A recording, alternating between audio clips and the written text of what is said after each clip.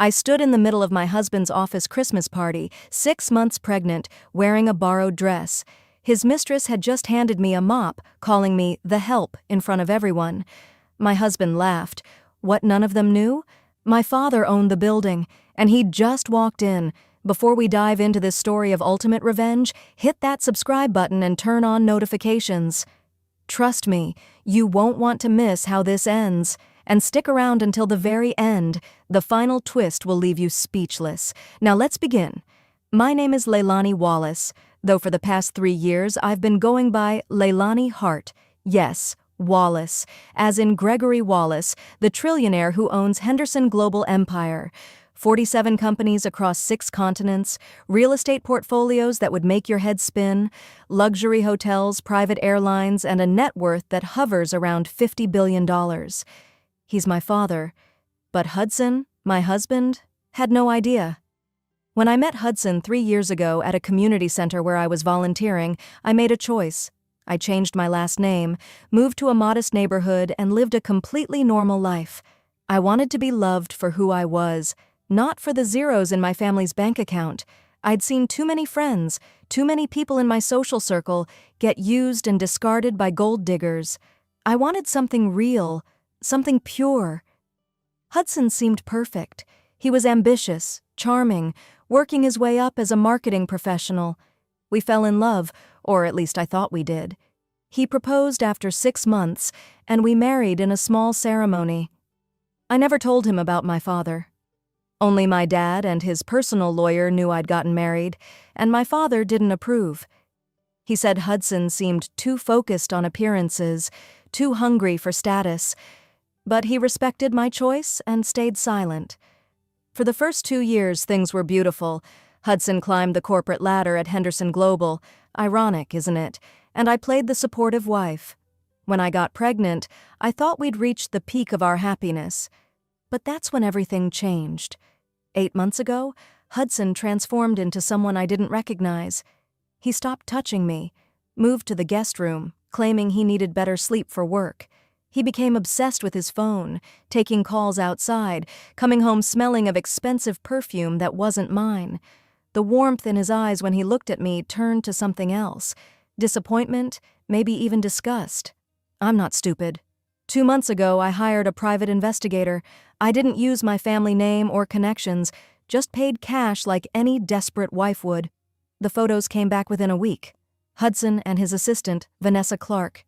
Hotel rooms, candlelit dinners, her wearing jewelry I'd admired months ago, pieces Hudson claimed were too expensive for our budget. I cried for 3 days. Then I got angry. Then I got smart. I called my father for the first time in months. "Dad," I said, "I need your help. But not yet. I need to see something first." He understood immediately. My father didn't build an empire by being naive. He knew I needed to see who Hudson truly was when the mask came off. The Henderson Global Christmas Gala was the perfect opportunity. Hudson came home 2 weeks before the party, barely containing his excitement. "Leilani, the annual gala is coming up. It's at the Wallace Grand Ballroom. Biggest event of the year. 500 guests, live orchestra, the CEO himself is attending." He didn't notice me flinch at the ballroom's name. My grandfather had built it. This is my chance to shine. I'm being considered for vice president. He looked at my pregnant belly with something like annoyance. "You should probably stay home. You've been tired, and it's a really important night for me." I smiled sweetly. I wouldn't miss it for the world. His face fell, just for a second, before he recovered. "Oh, well, okay then." That night, I heard him on the phone in the bathroom. "Don't worry, she probably won't even come, and if she does, she won't stay long. She doesn't fit in with these people." I packed a special envelope in my purse that night. Divorce papers, pre-signed. I was ready. The night of the gala, I dressed deliberately. A simple cream-colored maternity dress I'd borrowed from my neighbor, my old brown coat, flat shoes, no jewelry, no makeup beyond the basics. I wanted to see exactly how Hudson would treat me when I was an embarrassment to him. He'd left early, didn't offer me a ride. I took a taxi. When I arrived at the Wallace Grand Ballroom, my breath caught despite everything. I'd seen it decorated for Christmas before, but this year they'd outdone themselves. A 50-foot Christmas tree stood in the center, its branches dripping with what I knew were real diamonds, my father's signature touch. Ice sculptures of reindeer held frozen roses in their mouths. Artificial snow fell gently from the ceiling, disappearing before it touched the ground. White birch trees wrapped in golden lights lined the walls. Crystal chandeliers wore red ribbons and gold bells. The orchestra played Carol of the Bells as guests mingled in their designer gowns and custom tuxedos. Everyone looked like they'd stepped out of a winter fairy tale. Women wore floor-length gowns in silver, gold, navy, burgundy, and white, their necks dripping with diamonds and pearls. Men strutted in designer tuxedos, some in velvet jackets, all carrying themselves with the confidence that comes from seven-figure salaries. And then there was me. Cream, maternity dress, brown coat, flat shoes. I spotted Hudson immediately. He wore a custom navy blue velvet tuxedo I'd never seen before, his hair slicked back, a watch on his wrist that cost more than our monthly rent. He was laughing with a group of executives, champagne in hand. Then he saw me. His face went through several emotions in rapid succession: shock, anger, disgust. He excused himself and walked over, grabbing my arm and pulling me to a corner. "What are you doing here?" His voice was low, harsh. "You invited me," I said calmly. "This is a company party. I'm your wife." "I told you this was important. You look—" He stopped himself, but I finished for him. "I look like I don't belong?" He didn't deny it, just looked away. "Maybe you should have stayed home." Before I could respond, a voice like honey laced with poison called out, "Hudson, there you are." Vanessa Clark glided toward us, and I had to admit, she was stunning. A silver sequined gown that hugged every curve, backless, with a diamond necklace that caught the light with every movement.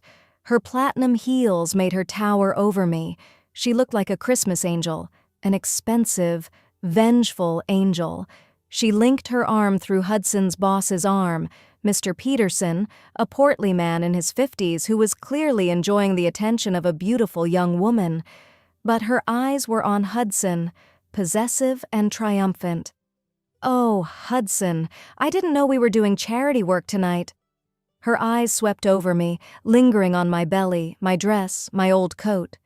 "Is this the wife you mentioned? How quaint." She reached out and touched Hudson's chest, her fingers playing with his lapel. He didn't move away, actually smiled at her. I felt every eye in the vicinity turn to us. Someone pulled out their phone. I noticed security cameras in the corners, and I knew my father was watching. He'd promised to monitor everything. A woman in a gold gown approached, clearly trying to be kind. "Oh, how sweet that you came to support Hudson." Hudson's response cut through me like a knife. "She wasn't actually invited." He turned his back on me. Actually turned his back on his pregnant wife and walked away with Vanessa and the others. I stood there, holding my old coat, feeling the weight of hundreds of eyes on me. Some looked pitying, others looked amused, a few looked disgusted. Whether with me or with Hudson, I couldn't tell. I moved to the coat check, thinking I'd at least get rid of the shabby coat. The attendant, a young woman who'd clearly been influenced by Vanessa's crowd, looked at me skeptically. "Ma'am, this is for guests only." Before I could respond, Vanessa appeared again like a bad penny. "It's fine, she can keep it. She'll need it when she leaves, which should be soon." I clutched my coat and walked away, finding an empty table in the corner. From there, I watched the party unfold. Hudson was in his element, networking, laughing, drinking. Vanessa was never far from his side, touching his arm, whispering in his ear. They looked like a couple, a perfect, beautiful, successful couple, and I looked like the mistake he'd made 3 years ago. A group of women approached my table, led by Vanessa. "Ladies, meet Hudson's wife, 6 months along." One woman, genuinely kind, said, "Congratulations. You're first?" Vanessa's voice dripped venom. "Yes, it's amazing what some women will do to trap a man. Get pregnant and suddenly they're entitled to everything." She touched her own flat stomach. "I believe in earning a man's love, not trapping him with a baby." Hudson was standing nearby. I know he heard her. He looked uncomfortable for a moment, then walked away. My mother died giving birth to me. The comment about trapping men with babies hit me in a place I didn't know could still hurt. Tears formed in my eyes, but I refused to let them fall. "My baby is not a trap," I said quietly. "She's a blessing." Vanessa laughed, loud enough for others to hear. "Keep telling yourself that, sweetheart." The cruelty escalated as the night went on. During the gift exchange, a company tradition where executives exchanged expensive presents, someone had put my name in as a joke. When they called Mrs. Hudson Hart, I had to walk to the stage in front of everyone. I opened the elegant box to find cleaning supplies, a mop, a bucket, rubber gloves, an apron that said "The Help" in glittering letters. The crowd gasped. Some laughed nervously. Hudson's face showed pure embarrassment. Not for me, but of me. Vanessa led the laughter. "How thoughtful! Practical gifts are the best." I carried the box back to my table, my hands shaking. I noticed Patricia, my father's assistant, standing in a corner. She gave me a subtle nod. Everything was being recorded. Every cruel word, every laugh, every moment of my humiliation was being captured. Then came the moment that would change everything. A waiter accidentally spilled red wine near my table. It splashed across the white marble floor, spreading like blood on snow. Vanessa's voice rang out across the ballroom. "Oh no! Someone clean this immediately!" She looked directly at me, her eyes glittering with malice. She reached for the mop from my gift box and held it out to me. "Well, you have the supplies. Make yourself useful since you're clearly not here for conversation. Come on, the help should help, right?" The room fell silent. Everyone was watching. Phones were out, recording. This was entertainment to them. The pregnant wife being humiliated by the beautiful mistress, and my husband, the man who'd promised to love and cherish me, stood right there. I looked at him, silently begging him to defend me, to say something, anything. He avoided my eyes, then let out a nervous laugh. "Vanessa, you're terrible." But he was smiling. Then he looked at me with something like pity. "But honey, maybe you should just go home. You look tired. This isn't really your scene." Something inside me broke, but it wasn't my spirit. It was the last chain holding back my true self. I stood up slowly, 6 months pregnant, and looked at the mop in Vanessa's outstretched hand. The room was completely silent now. Even the orchestra had stopped playing. I didn't take the mop. Instead, I looked at Hudson. "Do you love her?" he stammered. "What? No, Do you love her?" Vanessa wrapped her arms around him possessively. "Does it matter?" Hudson actually pushed me away gently, like I was a child interrupting adult conversation. "Just go home, Leilani. You're making a scene." I smiled then. A real smile. "You're right, I am going home. To my home." Vanessa laughed. "Your home? You mean Hudson's apartment?" "We'll see," I said mysteriously. That's when the lights dimmed. The orchestra began playing Carol of the Bells again, but slower, more dramatic. A spotlight hit the main doors. The snow began falling heavier from the ceiling. An announcer's voice boomed through the ballroom. "Ladies and gentlemen, please stand for the founder and CEO of Henderson Global Empire, owner of 47 companies across 6 continents, Mr. Gregory Wallace." Hudson straightened his tie, excited. "This is it. My chance to impress the boss." Vanessa adjusted her dress, ready to network her way up. I just waited. The doors opened and my father entered. He was flanked by 6 security guards, his lawyer, Patricia, and, to everyone's surprise, 2 police officers. My father is 65, with silver hair and a presence that commands attention. Tonight he wore a charcoal wool tuxedo with platinum cufflinks that caught the light. He looked every inch the billionaire he was. His eyes scanned the room and found me immediately. He saw my tear-stained face, the mop lying on the floor near my table, my old brown coat clutched in my hands, his jaw clenched with barely controlled fury. He walked straight toward me, and the crowd parted like the Red Sea. Hudson started to step forward, hand extended. "Mr. Wallace, sir. I'm Hudson Hart, Senior Marketing Director." My father held up one hand, silencing him without a word. He didn't even look at Hudson. He reached me, and his voice softened. "Did someone hurt you, sweetheart?" The room went dead silent. You could hear snow falling. "Sweetheart?" someone whispered. My father gently took my hand. "I'm sorry I'm late, Princess. Traffic was terrible." Then he turned to face the crowd, his voice booming with authority. "Someone want to explain why my daughter, my pregnant daughter, was handed cleaning supplies as a joke?" Gasps echoed through the ballroom like a wave. Hudson's face went completely white. "Daughter?" Vanessa stood frozen, mouth open. "Yes," my father said, "my daughter, Leilani Wallace, or as some of you called her tonight, the help." Patricia stepped forward with a tablet. "Sir, we have everything recorded. Security footage, phone videos, audio recordings, all 47 minutes of harassment." Hudson stumbled forward. "Mr. Wallace, Leilani Wallace? You never told me your father was—" I found my voice then, strong and clear. "Was what? Rich? Would that have changed how you treated me tonight? Would you have still laughed when your mistress humiliated me?" Vanessa tried to slip away toward the exit, but my father snapped his fingers. "Security. No one leaves." Hudson's mind was clearly racing. "Wait, you own this company? You own the apartment building we live in? You own everything?" "My father does," I said calmly. "I chose to live simply, to find someone who loved me, not my money." "Congratulations, Hudson. You proved I was right to hide it." Patricia began projecting videos on the massive screens around the ballroom. Everyone watched in horror as the night's events played out.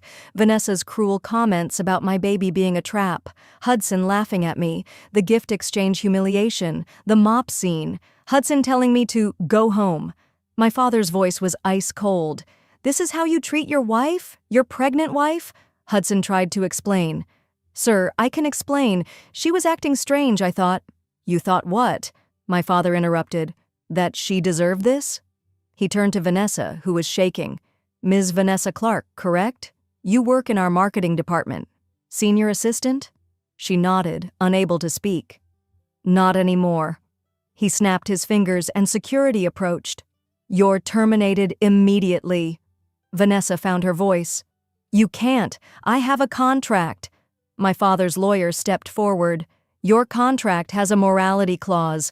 Harassment of fellow employees. Violation grounds for immediate dismissal. 0 severance. 0 recommendations." Vanessa screamed.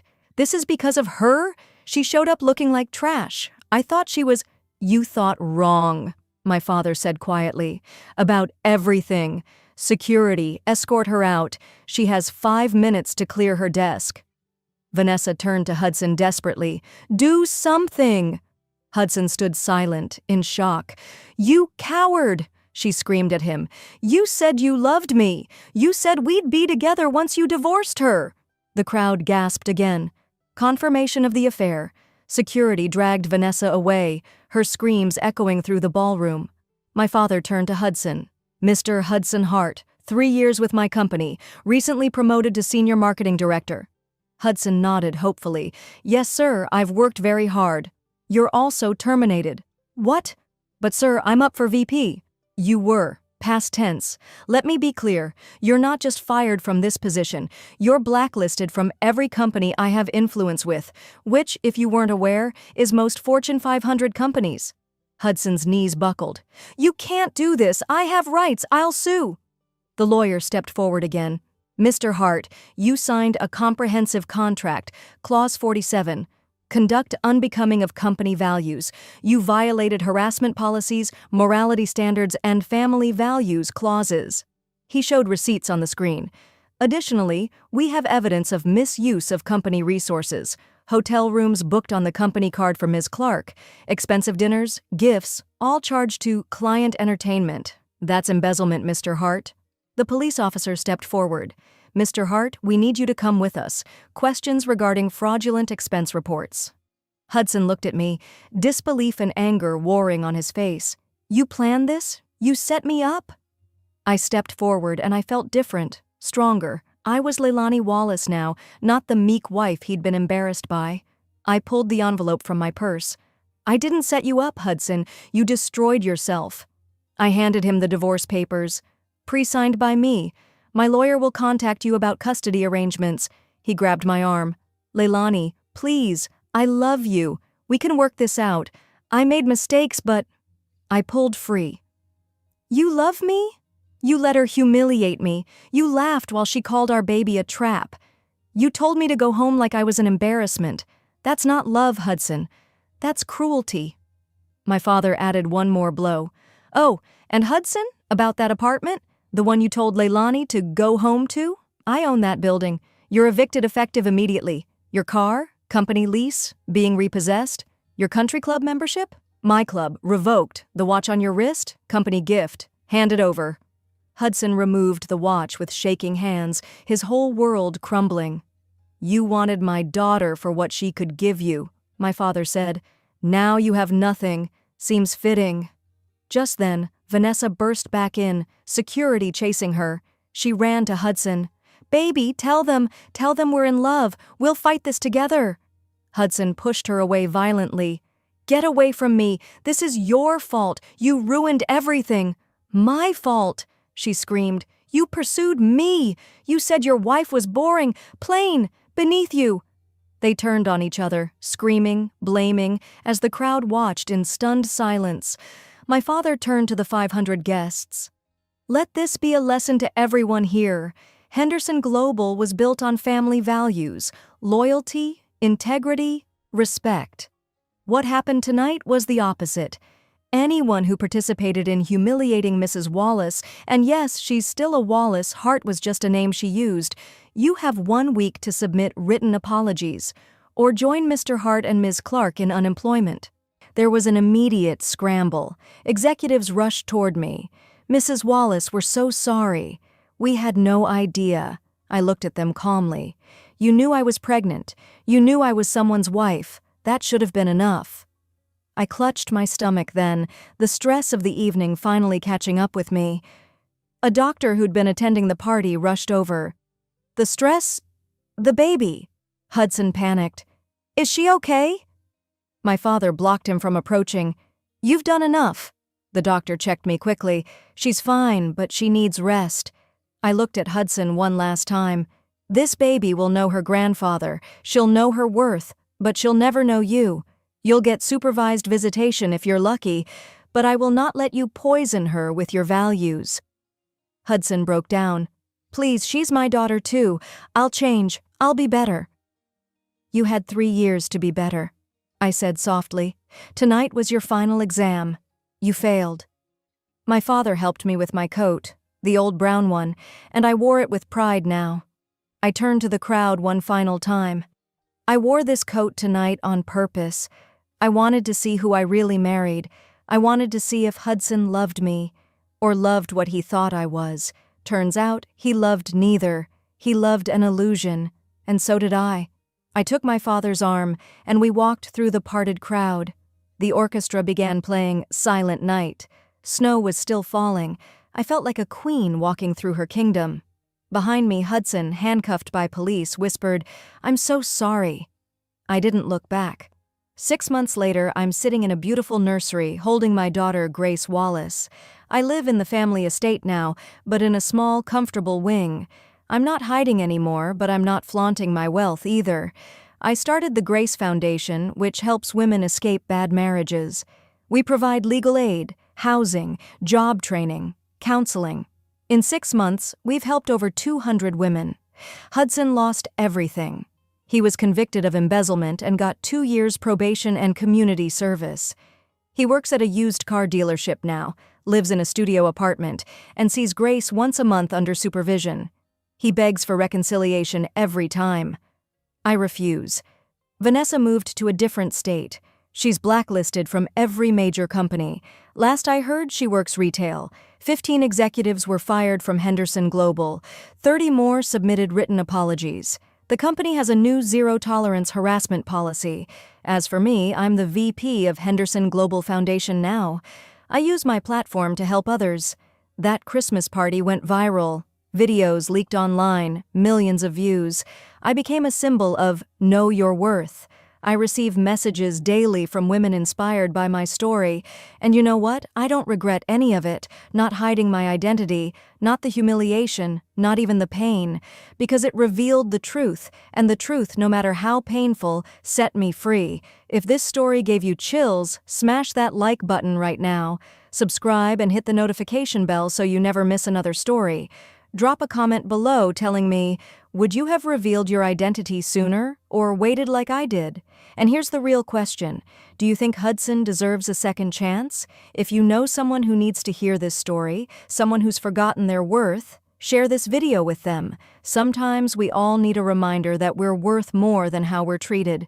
Remember, your value doesn't decrease based on someone's inability to see your worth. You are enough, exactly as you are. I'll see you in the next story. Until then, know your worth and never settle for less.